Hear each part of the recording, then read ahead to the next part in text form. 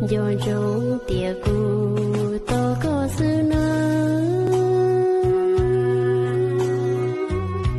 đã cu lu chế chỉ phụ trâu lúa khờ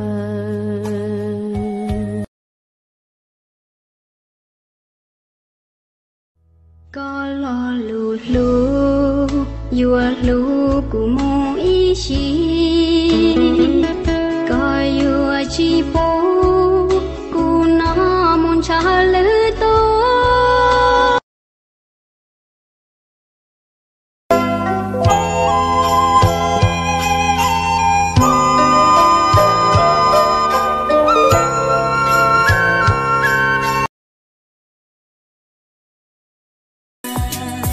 giờ thì ư tôi nhỏ kề cứ cho lù đâu có hay tiệt cứ yo chỉ muốn nu lòng chia lu có ý lần mũi chỉ rồi giàu cũng muốn nò ni yo có ý lần đi chỉ ta yo xa đã chi chỉ cứ lu có yo chỉ lu cũ thâu lo đa cũ cây lo nhớ yo đã chưa tia đã tao nơi cho mua xe ta thâu có nhớ chỉ yo mua nhia chỉ lu cũ thâu lo dìa cũ đó mẫu xin cho đã chiều cũng cho có lối xuống tia yo ta tư thọ tư cùng bà lấy tao tia cô bà lấy tao cứ hồi có lối xuống tia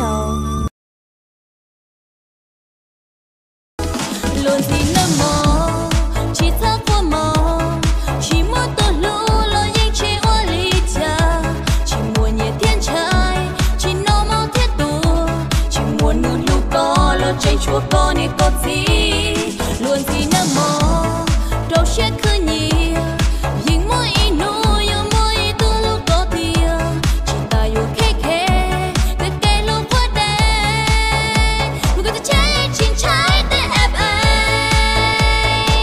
luôn cao thì chia chín trái em ấy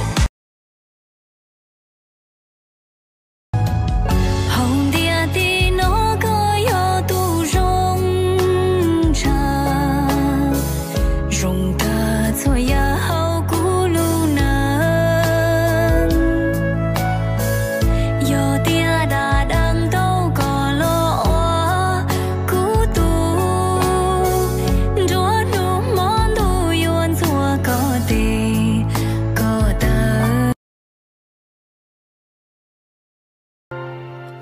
cho cả lòng chỉ có nu mong ya yêu chỉ rong lia ta lòng nhon yo có san nia kia có lo ya chỉ nó cho cô lo yêu tiếng nu nó cô thon chỉ có.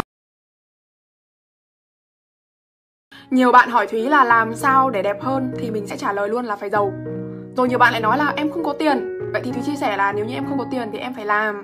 Em xem điểm mạnh của em là gì, em xem em yêu thích công việc gì, em làm em kiếm tiền đi. Thì lại bảo là em không có điểm mạnh gì cả. Vậy thì Thúy hỏi các bạn là ngay từ khi sinh ra có ai biết điểm mạnh của mình là gì không? Ngay từ khi mình sinh ra mình cũng đâu có biết về kinh doanh đâu. Mình đâu biết phải làm online là gì. Mình đâu biết làm sao mình có thể kiếm thu nhập vài chục triệu hoặc vài trăm triệu một tháng là như thế nào đâu. Mình cũng đâu biết là những người giàu có, những người tỷ phú họ làm như thế nào đâu. Và mình cũng đâu có hề yêu thích công việc kinh doanh. Mình chỉ có duy nhất là gì? Là cái con người của mình và cái mong muốn thành công của mình thôi. Vậy thì nếu như mình muốn giỏi là mình phải làm. Chỉ cần bạn yêu thích một công việc gì đấy thôi, hoặc bạn nhìn thấy một công việc gì đấy, bạn thấy rằng là có người đang rất thành công và giàu có ở công việc đấy rồi, thì bạn lao và bạn làm. Bạn cố gắng, bạn cày cuốc 1 tháng không giỏi thì bạn cày cuốc 5 tháng, 5 tháng không giỏi thì bạn cày cuốc 1 năm, 1 năm không giỏi bạn cày cuốc 2 năm. Chả lẽ trong vòng 2 năm liền bạn lặp đi lặp lại làm một việc thôi, bạn chăm chỉ, bạn cố gắng, bạn nỗ lực hết mình với cái công việc đấy mà bạn lại không trở nên thành công à? Mình không tin điều đấy. Chỉ có một là lười, hai là không chịu làm, đúng không ạ? 3 là động một tí là nản thì bạn mới không thành công thôi.